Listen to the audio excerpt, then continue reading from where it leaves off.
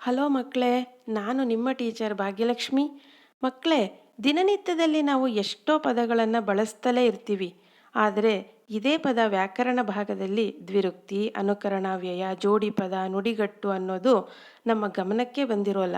ಬನ್ನಿ ಒಂದೊಂದನ್ನು ವಿವರವಾಗಿ ತಿಳಿಯೋಣ. ಮೊದಲಿಗೆ ದ್ವಿರುಕ್ತಿ ಎಂದರೇನು? ದ್ವಿ ಎಂದರೆ ಎರಡು, ಉಕ್ತಿ ಎಂದರೆ ಮಾತು, ಶಬ್ದ, ಹೇಳು ಅಂತೆಲ್ಲ ಆಗುತ್ತದೆ. ಅರ್ಥವಿರುವ ಒಂದು ಪದವನ್ನು ಎರಡು ಬಾರಿ ಹೇಳುವುದೇ ದ್ವಿರುಕ್ತಿ. ಮಕ್ಕಳೇ, ಪರಿಸ್ಥಿತಿ ಸಂದರ್ಭಕ್ಕೆ ಹೆಚ್ಚು ಒತ್ತು ಇಂಪಾರ್ಟೆನ್ಸ್ ಕೊಡಬೇಕೆಂಬ ಕಾರಣಕ್ಕಾಗಿಯೇ ಈ ಶಬ್ದವನ್ನು ಒಂದು ಸಲ ಹೇಳದೆ ಎರಡು ಬಾರಿ ಉಚ್ಚರಿಸಲಾಗುತ್ತದೆ. ಇದನ್ನೇ ದ್ವಿರುಕ್ತಿ ಎನ್ನುವುದು. ಉದಾಹರಣೆಗೆ, ಬೇಗ ಬೇಗ, ನಡಿ ನಡಿ, ಓಡು ಓಡು ಮುಂತಾದವು. ಅನುಕರಣಾವ್ಯಯ ಎಂದರೇನು? ಹೆಸರೇ ಹೇಳುತ್ತಿರುವಂತೆ ಅನುಕರಣೆ ಎಂದರೆ ಮಿಮಿಕ್, ಶಬ್ದವನ್ನು ಅನುಸರಿಸಿ ಹೇಳುವುದು. ಅಂದರೆ ಅರ್ಥವಿಲ್ಲದ ಒಂದು ಪದವನ್ನು ಎರಡು ಬಾರಿ ಹೇಳುವುದೇ ಅನುಕರಣಾವ್ಯಯ. ಮಕ್ಕಳೇ, ನೀವು ರಾತ್ರಿ ದಾರಿಯಲ್ಲಿ ನಡೀತಾ ಇದ್ದೀರಾ ಎಂದು ಭಾವಿಸಿ, ಮೇಲೆ ನೋಡಿದಾಗ ಆಕಾಶದಲ್ಲಿ ನಕ್ಷತ್ರಗಳು ಫಳಫಳ ಎಂದು ಮಿನುಗುತ್ತಿರುವುದನ್ನು ನೋಡುತ್ತೀರಿ.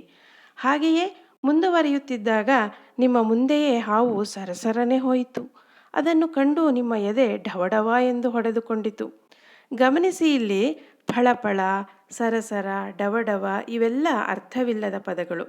ನಾವೇ ಕಲ್ಪಿಸಿ ಹೇಳುತ್ತಿರುವುದು. ಇಂತಹ ಶಬ್ದಗಳೇ ಅನುಕರಣಾವ್ಯಯಗಳು. ಜೋಡಿ ಪದ ಎಂದರೇನು? ಅರ್ಥವಿರುವ ಅಥವಾ ಅರ್ಥವಿಲ್ಲದಿರುವ ಎರಡು ಬೇರೆ ಬೇರೆ ಪದಗಳನ್ನು ಒಂದೇ ಬಾರಿಗೆ ಹೇಳುವುದೇ ಜೋಡಿ ಪದ. ಉದಾಹರಣೆಗೆ ಚಿತ್ರ ಗಮನಿಸಿ: ಹಗಲು ರಾತ್ರಿ, ಹಣ್ಣು ಹಂಪಲು ಮುಂತಾದವು. ನುಡಿಗಟ್ಟು ಎಂದರೇನು? ಎರಡು ಬೇರೆ ಬೇರೆ ಶಬ್ದಗಳಿಂದ ರೂಪಿತವಾದ ವಿಶಿಷ್ಟ ಪದ ಸಮೂಹವೇ ನುಡಿಗಟ್ಟು. ಇದು ನೋಡಲು ಸರಳವಾಗಿದ್ದರೂ ಒಳ ಅರ್ಥವನ್ನು ಅಥವಾ ವಿಶೇಷ ಅರ್ಥವನ್ನು ಒಳಗೊಂಡಿರುತ್ತದೆ. ಉದಾಹರಣೆಗೆ ಚಿತ್ರ ನೋಡಿ: ಕಿವಿ ಹಿಂಡು ಎನ್ನುವುದು ಹೊರ ಅರ್ಥ. ಇದರ ಒಳ ಅರ್ಥವೇನೆಂದರೆ ಬುದ್ಧಿ ಹೇಳು ಎಂದಾಗುತ್ತದೆ. ಹಾಗೆಯೇ ಕಣ್ತೆರೆ ಎಂದರೆ ಜ್ಞಾನೋದಯವಾಗು ಎಂದರ್ಥ. ಮತ್ತಷ್ಟು ಉದಾಹರಣೆಗಳೊಂದಿಗೆ ಇವುಗಳನ್ನು ಅರ್ಥ ಮಾಡಿಕೊಳ್ಳೋಣ. ದ್ವಿರುಕ್ತಿ: ನೀನು ಬರುವ ದಾರಿಯನ್ನೇ ನೋಡಿ ನೋಡಿ ಸಾಕಾಯಿತು. ಅಮ್ಮ ಸದಾ ಓದು ಓದು ಅಂತಾಳೆ.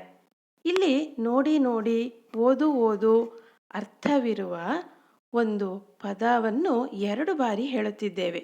ಹಾಗೆಯೇ ಹಾಡಿ ಹಾಡಿ, ನಕ್ಕು ನಕ್ಕು, ಕ್ಷಣ ಕ್ಷಣ ಮುಂತಾದವು. ಮಕ್ಕಳೇ, ಗಮನಿಸಿ, ಈ ಕೆಳಗಿನ ಮೂರು ಪದಗಳು ನೋಡುವ ನೋಟಕ್ಕೆ ಬೇರೆ ಎನಿಸಿದರೂ ಬಿಡಿಸಿ ನೋಡಿದಾಗ ದ್ವಿರುಕ್ತಿಯೇ ಆಗುತ್ತದೆ. ನಡುವೆ ನಡುವೆ, ನಟ್ಟ ನಡುವೆ, ಮೊದಲು ಮೊದಲು, ಮೊತ್ತ ಮೊದಲು ಅಥವಾ ಮೊಟ್ಟ ಮೊದಲು, ಹಸಿರು ಹಸಿರು, ಹಚ್ಚ ಹಸಿರು, ಹೀಗೆ ದ್ವಿರುಕ್ತಿಯ ಅಧಿಕಾರ್ಥದಲ್ಲಿ ಕಾಣುತ್ತೇವೆ. ಅನುಕರಣಾವ್ಯಯ: ಚುಮು ಚುಮು ಚಳಿಯಲ್ಲಿ, ಹೊಟ್ಟೆ ಹಸಿವಿಗೆ ಚುರುಚುರು, ಮಗು ಕಿಲಕಿಲ ಎಂದು ನಗುತ್ತದೆ. ಇಲ್ಲಿ ಚುಮು ಚುಮು, ಚುರುಚುರು, ಕಿಲಕಿಲ ಇದಾವುದಕ್ಕೂ ಅರ್ಥವಿಲ್ಲ. ಹಾಗಾಗಿ ಇವು ಅನುಕರಣಾವ್ಯಯಗಳಾಗಿವೆ. ಹಾಗೆಯೇ ಜುಳು ಜುಳು, ಫಳಫಳ, ಗಳಗಳ, ಚುಕ್ಕುಬುಕ್ಕು ಇನ್ನು ಮುಂತಾದ ಪದಗಳೆಲ್ಲವೂ ಅನುಕರಣಾವ್ಯಯಗಳಾಗಿವೆ. ಗಾಳಿ ಸುಯ್ಯನೆ ಹಾಯಿತು ಎಂದು ಒಮ್ಮೆ ಮಾತ್ರ ಉಪಯೋಗಿಸುತ್ತೇವಾದರೂ ಇದೂ ಸಹ ಅನುಕರಣಾವ್ಯಯವೇ ಆಗಿದೆ. ಇಂತಹ ಶಬ್ದಗಳು ಸಾಕಷ್ಟು ಇವೆ. ಜೋಡಿ ಪದ: ಕಾಡು ಮೇಡು, ಬೆಟ್ಟ ಗುಡ್ಡ, ನೂಕು ನುಗ್ಗಲು, ಕಸ ಕಡ್ಡಿ, ರೋಗ ರುಜಿನ, ಓದು ಬರಹ, ಮಾನ ಮರ್ಯಾದೆ, ಬಟ್ಟೆ ಬರೆ. ಬೆಟ್ಟ ಗುಡ್ಡ ಇದರಲ್ಲಿ ಎರಡು ಪದಗಳಿಗೆ ಅರ್ಥವಿದೆ. ಬಟ್ಟೆ ಬರೆ ಅನ್ನುವಾಗ ಒಂದಕ್ಕೆ ಅರ್ಥವಿದೆ, ಇನ್ನೊಂದಕ್ಕೆ ಅರ್ಥವಿಲ್ಲ. ಈ ಎರಡೂ ರೀತಿಯಲ್ಲಿ ನಾವು ಜೋಡಿ ಪದವನ್ನು ಕಾಣಬಹುದು. ನುಡಿಗಟ್ಟು ನೋಡೋಣವೇ? ಬೆನ್ನು ತಟ್ಟು ಎಂದರೆ ಪ್ರೋತ್ಸಾಹಿಸು. ತಲೆಬಾಗು ಎನ್ನುವುದರ ಒಳ ಅರ್ಥ ಶರಣಾಗು ಅಥವಾ ಒಪ್ಪಿಕೋ.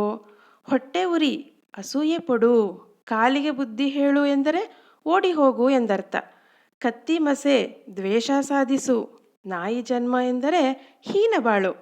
ಕೈ ಹಿಡಿ ಎಂದರೆ ಕಾಪಾಡು, ಮದುವೆಯಾಗು ಎಂದರ್ಥ ಬರುತ್ತದೆ. ಕೈ ಕೊಡು ಎಂದರೆ ಮೋಸ ಮಾಡು ಎಂದ ಅರ್ಥ ಬರುತ್ತದೆ. ಮಕ್ಕಳೇ, ಕೆಲವೊಂದು ಶಬ್ದಗಳಿವೆ, ಬನ್ನಿ ಅಭ್ಯಾಸ ಮಾಡೋಣ. ನೋಡು ನೋಡು ಅರ್ಥವಿರುವ ಎರಡು ಶಬ್ದ ಹಾಗಿದ್ದಲ್ಲಿ ಅದು ದ್ವಿರುಕ್ತಿ.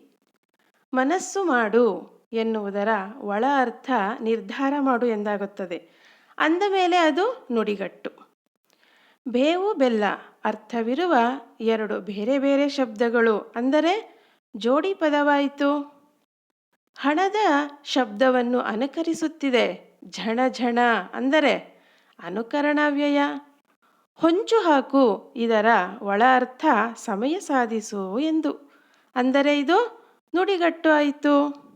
ಹೀಗೆ ದಿನನಿತ್ಯದಲ್ಲಿ ಮಾತನಾಡುವಾಗ ಬರುವ ಶಬ್ದಗಳನ್ನು ಮನನ ಮಾಡಿಕೊಳ್ಳಿ ಮಕ್ಕಳೇ. ಧನ್ಯವಾದಗಳು.